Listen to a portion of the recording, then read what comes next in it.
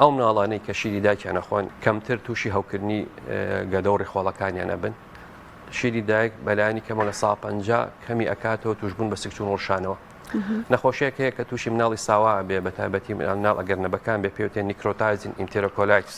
کە نەخۆشیێکی تاڕادەیە قورس و گرانە ڕێخۆڵی دیواری ڕێخۆڵی هاوکردنێکی زۆرەکە لەوانە بێتەوە کوونبوونی دیواری ڕێخۆڵی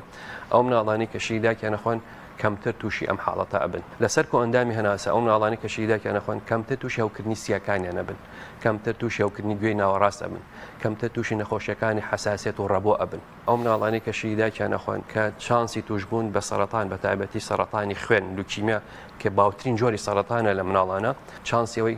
توشبن کەمترە لە چاو مناڵی کە ئەو مناڵانی کە شیری دایکیان ئەخۆن ئاستی زیێرەکی وزەکان باشترە بەڕاستی لە مستەقبل ئەو مناڵانی کە شیری دایکیان خۆن کەمتر تووشی قەڵەوی ئەبن کەمتر تووشی جۆری دوو شەکرە ئەبن کەمتر تووشی کێشەی بەرزی چۆری و بەرزی پەستانی خوێن ئەوانە هەمووی ئەمانە بە دیراسە ئیسپات کراوە کە ئەو ئیسپادانی هەیە بۆ مناڵەکە.